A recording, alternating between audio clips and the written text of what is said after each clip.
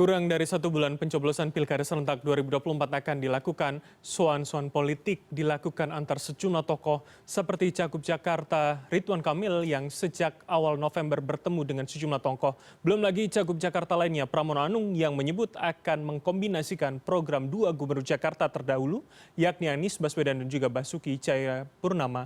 Jadi seberapa endorse maupun afiliasi tokoh ini akan mampu memenangkan Pilkada? Dan untuk menjawabnya sudah bersama kami 3 orang narasumber, yakni juru bicara Rido Angki Yudhistia, kemudian juru bicara pemenangan Pilkada PDIP Ciko Hakim, serta Direktur Eksekutif Foxpol Center Pangi Caniago. Selamat malam, ada Mas Pangi, Bang Ciko, dan juga Mbak Angki, apa kabar?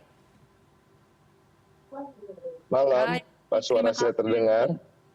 Terdengar dengan baik begitu para narasumber. Terima kasih sudah berkenan bergabung malam hari ini. Saya langsung ke Mbak Angki terlebih dahulu. Jadi Mbak, kalau Bang RK atau Kang RK ini sudah sowan ke Pak Jokowi pada awal November, hari ini Pak Jokowi terbang ke Jakarta. Sudah ada jadwal bertemukah Pak Jokowi dengan RK nantinya di Jakarta?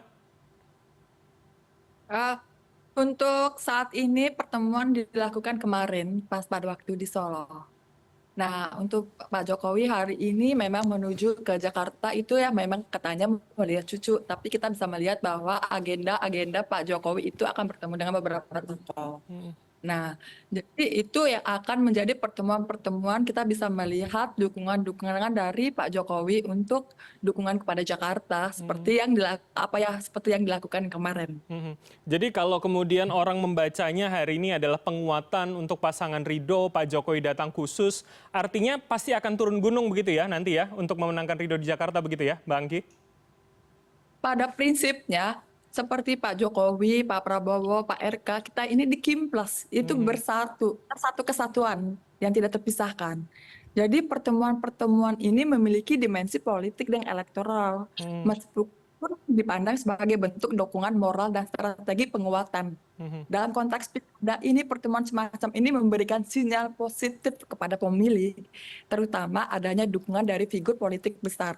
Dan ini adalah hal baik dan positif, bahwa kita bisa melihat tokoh-tokoh figur besar ini, dukungan beliau terhadap kami Ridho 01, sehingga meyakinkan kami, para tim pemenangan dan juga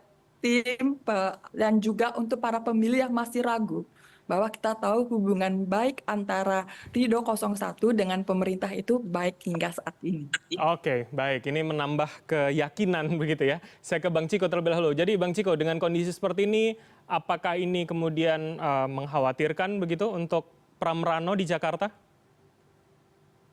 Bagi kami begini ya, kalau terkait dengan mencari dukungan itu sah-sah saja. Apalagi kita tahu kalau dukungan dari tokoh itu ada endorsement effect-nya. Artinya ada efek dari endorsement dari tokoh-tokoh nasional misalnya, atau influencer, atau kembali lagi mantan presiden, atau presiden yang sedang menjabat misalnya. Tapi kami meyakini bahwa suara-suara yang kami butuhkan itu ada di kantung-kantung suara di masyarakat, ada di kampung-kampung, ada di keluh kesahnya ibu-ibu yang susah anaknya untuk sekolah, ada di keluh kesahnya anak-anak muda yang sedang mencari lapangan pekerjaan, ada di keluh kesahnya orang-orang tua lansia yang sebatang kara yang kemudian hidupnya kesulitan dalam berbagai hal, yang kemudian itulah yang akan kami angkat kesejahteraannya, dan disitulah suara-suara itu sesungguhnya ada. Jadi bagi kami, walaupun kami juga tentu mencari restu atau dukungan dari tokoh-tokoh, kiai, ulama, dan lain-lain, tapi yang utama bagi kami adalah paslon kami turun ke masyarakat untuk kembali ke akar permasalahannya dan mencari suara itu di situ, dan juga tentu dengan mendengar keluh kesah, memberikan solusi yang terbaik bagi masyarakat dan juga bagi kota, atau kalau kita bicara provinsi lain atau daerah lain, bagi kabupaten atau daerah-daerah atau provinsi yang sedang berkontestasi dalam pilkada ini. Oke, tapi saya coba ingin fokus di Jakarta dulu untuk segmen ini begitu, Bang Ciko.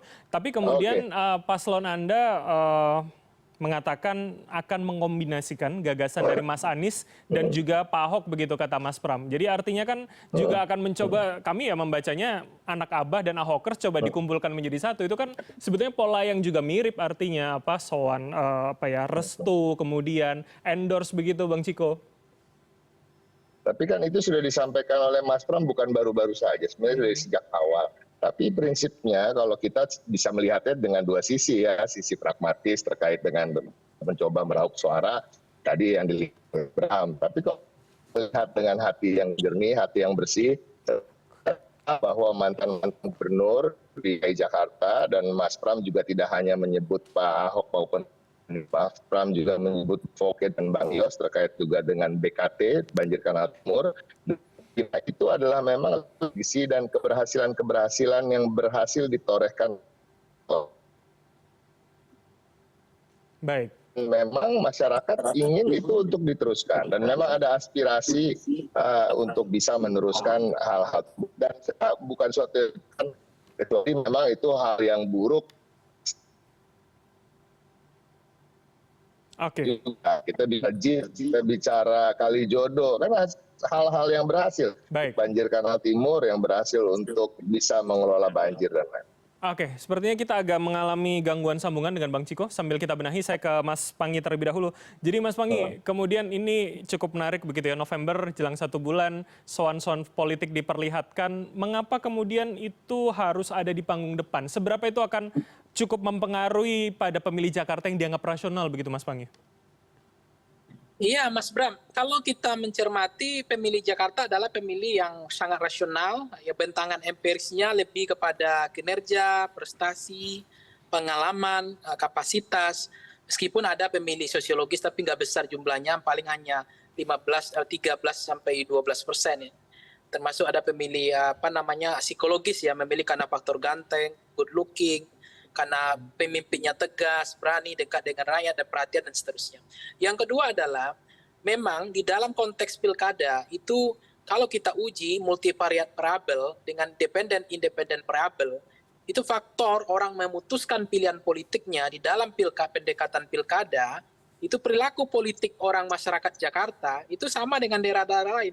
Dia lebih besar kepada konteks pengaruh DNA figur, personalisasi kandidat, center of kandidat ketimbang partai pengusung, ketimbang pengaruh-pengaruh dari tokoh-tokoh masyarakat gitu. Tetapi di dalam konteks ini ada yang menarik sebenarnya adalah pengaruh endorse dari mantan presiden atau presiden. Maka tidak heran kita belakangan seberapa besar Jokowi efek, seberapa besar Prabowo efek, sehingga kemudian menjadi penting bagi yang namanya Pak Ridwan Kamil bertemu dengan Prabowo, bertemu dengan Jokowi. Padahal hanya dibahas hanya persoalan makan. Kemudian kenapa begitu penting semua kepala daerah hari ini menjadikan Solo sebagai magnet baru, magnet elektoral. Untuk kemudian ada juga sebagian masyarakat mengatakan, kenapa mereka melakukan itu? Dianggap sudah angkat bendera putih. Maksudnya mereka sudah deadlock. Tingkat kedikenalan, kedisukaan, udah tidak ada pertumbuhan. Sehingga mereka harus mencari sumber-sumber elektoral baru. Yaitu adalah bagaimana kemudian adanya kotel efek ketokohan figur yang menempel, kemudian itu bisa menjadi gelembung-gelembung elektoral bagi mereka. Kemudian tentu mereka mendatangi, bahkan dari daerah-daerah datang ke Solo gitu.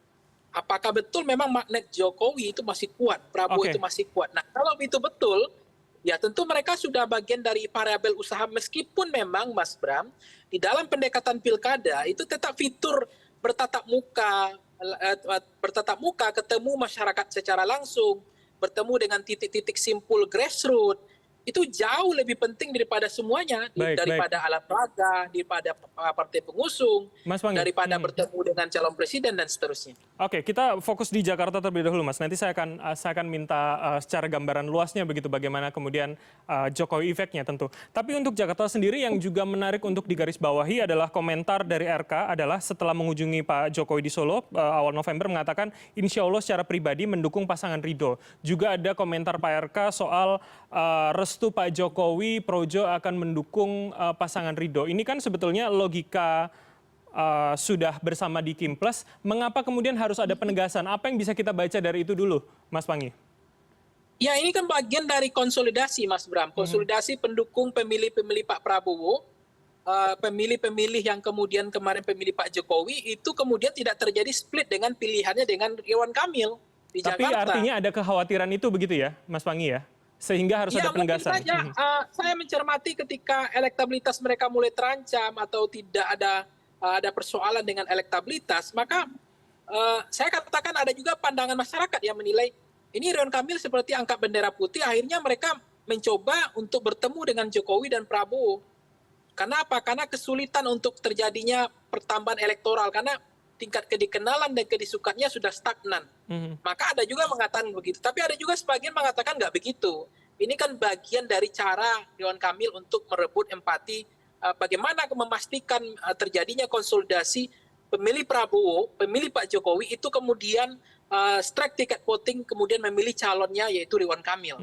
Nah, karena sejauh ini memang dulu Pak Jokowi tidak berstatement saja, itu pengaruhnya besar sekali dulu. Hanya dengan gimmick-gimmick politik itu aja udah besar. Apalagi kalau kemudian Pak Jokowi berstatement atau Pak Prabowo punya statement khusus terhadap Ridwan Kamil, maka diharapkan itu akan menjadi keuntungan aspek elektoral bagi Ridwan Kamil di tengah kondisi elektoral dia yang kemudian dianggap sudah agak sulit karena tingkat kedikenalan dan kedisukannya sudah stagnan gitu. Oke, baik. Ini kalau begitu saya konfirmasi ke Mbak Anggi. Jadi Mbak Anggi, kalau kemudian ada penebalan narasi seperti yang saya tanyakan tadi ke Mas Panggi dari statement Pak Ridwan Kamil begitu ya. Jadi memang itu adalah bentuk penegasan kembali bahwa masih solid, masih dalam kerangka Kim Plus, akan bersama-sama, tidak ada split ticket voting begitu Mbak Anggi?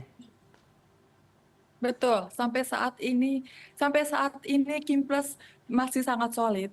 Kalau kita lihat makna pertemuan kemarin Pak Presiden Prabowo dan Pak Jokowi, kita bisa melihat bahwa pertemuan tersebut lebih diartikan sebagai dukungan moral dan penguatan komitmen untuk bekerja demi kepentingan rakyat. Selain itu, Bang Ridwan Kamil juga menekankan pentingnya menjaga integritas dan prinsip demokrasi dalam pilkada yang tentunya akan diterima positif oleh sebagian besar pemilih. Nah, jadi pertemuan itu kemarin itu sebenarnya lebih dilihat sebagai ajang untuk berbagai ide, berbagai gagasan, mendapatkan dorongan. Nah, yang pasti di sisi lain dalam hitungan minggu menuju hari pencoblosan, pemilih sudah mulai memantapkan pilihan mereka dan strategi kampanye yang lebih fokus kepada penguatan relasi langsung dengan pemilih, termasuk di Kim Plus ini bahwa menunjukkan kami tetap solid. Oke, baik. Ini kurang dari 3 minggu begitu ya. Bang Ciko, saya minta komentar Anda. Jadi penebalan narasi begitu artinya kalau dari Kim Plus sepertinya akan lebih mempertebal lagi begitu pola pemenangan di Jakarta. Mengkhawatirkan untuk PDIP dan Pram Rano begitu, Bang Ciko? Gini ya Bram, bagi Mas Pram, bagi kami, Bang Rano, dan kami di tim, Mas Pram juga sudah mengingatkan bahwa kami memakai kacamata kuda terkait dengan pertarungan di pilkada ini. Artinya apa? Kami nggak mau ambil pusing dengan apa yang dilakukan oleh kompetitor kami. Kami ingin fokus dengan strategi kami. Dan alhamdulillah sampai sekarang sepertinya strategi kami bekerja dengan baik, cukup berhasil. Karena di bulan Juli survei Mas Pram itu pernah hanya 1%, yang sekarang bisa dibilang ketat persaingannya dengan Bang Ridwan Kamil. Jadi alhamdulillah kita sudah berada on the right track dan kita akan terus turun ke masyarakat karena memang suara-suara itu ada di sana. Suara itu tadi yang saya sampaikan ada di sudut-sudut kota, di kampung-kampung di tengah-tengah kota dan warga-warga miskin yang hidupnya tidak jauh dari warga-warga yang sangat kaya. Dan disparitas di Jakarta ini memang harus betul-betul ditimbun sehingga ke depan kita bisa hidup sejahtera semua di Jakarta. Oke, berarti kalau begitu apakah kemudian dengan ketika Pak Jokowi sudah ke Jakarta, sudah ikut turun gunung untuk RK atau pasangan Ridho, apakah Bu Mega juga akan turun gunung ke Jawa Tengah untuk memenangkan Andika Hendi begitu? Tapi jangan langsung dijawab para narasumber karena kita akan jeda sejenak, tetaplah bersama kami di Pilihan Indonesia.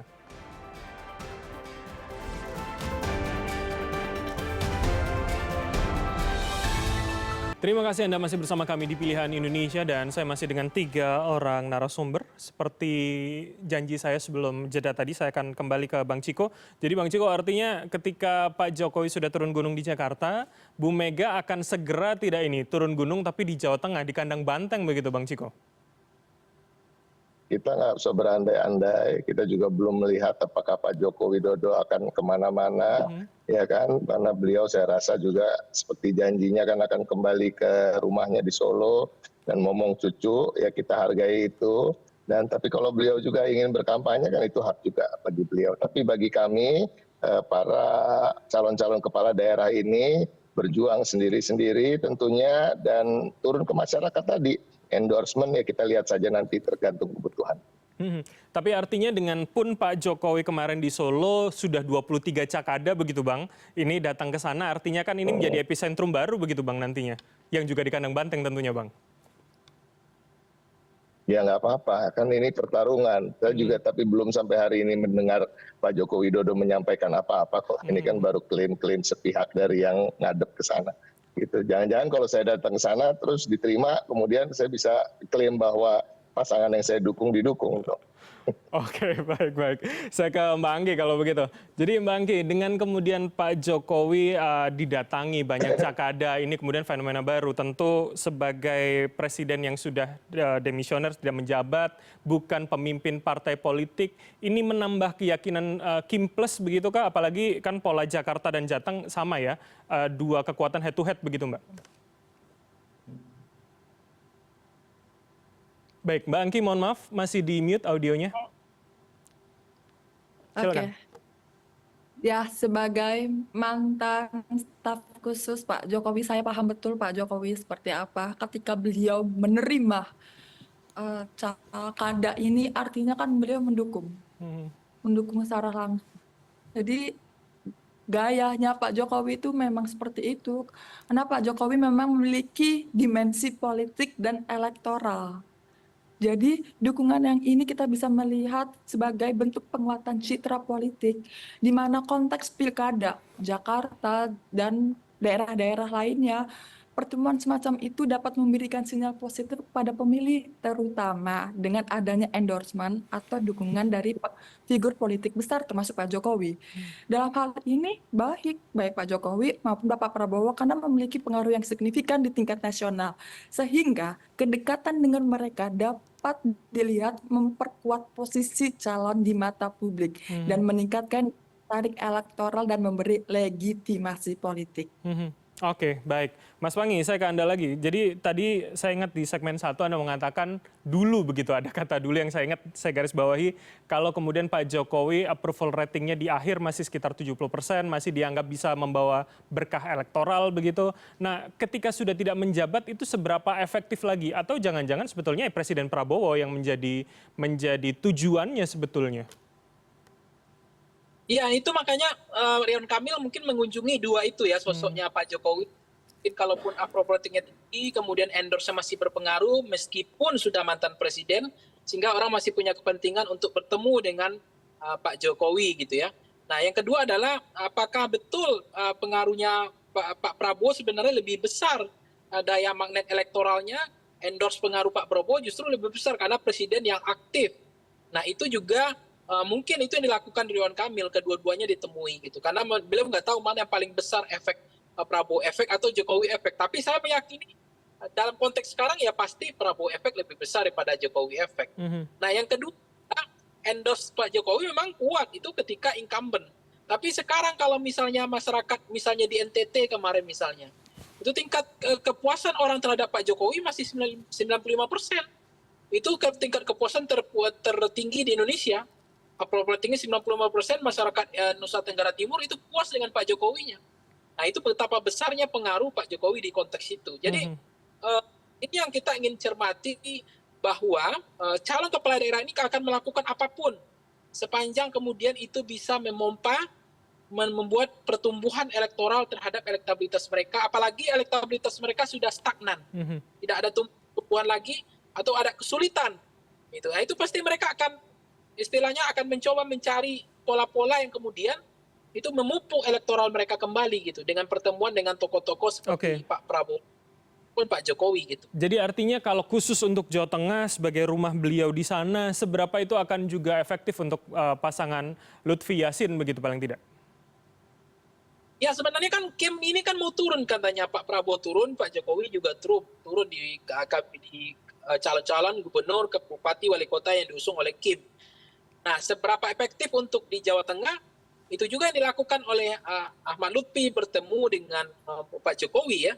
Kemarin, kemudian itu ada panggung depannya, seberapa besar pengaruh Pak Jokowi itu di Jawa Tengah. Kan itu yang sedang mereka usahakan. Yang kemudian mereka simpatisan, memang senang dengan Pak Jokowinya, puas dengan Pak Jokowi, dengan diharapkan nanti pemilih-pemilih yang tadi itu cenderung akan memilih siapa yang di-endorse oleh Pak Jokowi. Nah, yang di-endorse kan adalah Ahmad Lutfi misalnya. Nah, ini kan tidak semudah itu. Jawa Tengah juga menarik, karena Jawa Tengah ini partai ID-nya tinggi. Itu angkanya 16% tertinggi di Indonesia. Orang memilih di Jawa Tengah bukan hanya serta-merta karena faktor kandidat, karena dia adalah sosok atau public figure, tapi juga ada pengaruh partai pengusung. Nah, kalau kemudian di Jawa Tengah, seberapa besar pengaruh endorse Pak Jokowi itu perlu diuji kembali. Oke. Kita nggak tahu konteks sekarang. Tapi yang jelas ini kan cara Ahmad Lutfi untuk kemudian bisa lebih bagus elektabilitasnya untuk melawan Andika dari PDIP kan. Oke, baik. Oke, terakhir saya masing-masing ke Mbak Angki dan juga Bang Ciko kalau begitu. Saya ke Bang Ciko terlebih dahulu. Jadi kalau Mas Panggi mengatakan party ID-nya masih cukup besar, masih juga ini bisa men-challenge begitu Kim Plus di Jawa Tengah, artinya masih menjadi keyakinan untuk PDIP bisa memenangkan pasangan Andika Hendy begitu, Bang Ciko? Insya Allah ya, kita sih cukup yakin karena memang sekarang juga elektabilitasnya juga sudah naik. Tapi kembali lagi ini kan memang bukan pertarungan survei ya. Kita tetap terus turun ke bawah, turun ke masyarakat, dan sambutannya kita lihat sangat baik dan trennya memang kenaikan. Kalau kita bicara Jawa Tengah, bicara DKI, semua survei mengatakan trennya adalah kenaikan bagi pasangan yang kami dukung. Walaupun memang di sebagian survei kami masih berada di bawah, itu kita akui. Tapi kembali lagi, artinya strategi dan apapun yang kita kerjakan selama ini sudah berada di track yang tepat. Oke, terakhir Mbak Angki, jadi artinya dengan Pak Jokowi di Solo didatangi banyak sekali cakada, itu juga menambah keyakinan Kim Plus akan bisa memenangi Jawa Tengah, Mbak Angki? Ya, kalau kita melihat voter yang belum memilih itu kan masih sangat tinggi ya, di 23%. Dan ini bisa menjadi peluang untuk Ridho. Masih ada waktu. Paslon Ridho serta partai koalisi akan terus melakukan kerja-kerja maksimal, turun ke masyarakat, melakukan sosialisasi dan menyerap aspirasi hingga sampai saat pencoblosan nanti. Baik, oke. Kami publik tentu akan menunggu bagaimana 3 minggu kurang ini. Terima kasih para narasumber. Ada Mbak Angki Yudhistia, juru bicara Ridho, ada Bang Ciko, juru bicara PDIP, dan juga Mas Panggi Caniago, Direktur Eksekutif Voxpol Center, telah bergabung sama kami. Selamat malam, sehat selalu semuanya. Malam Mas Bram, Pak Terima Angki. kasih.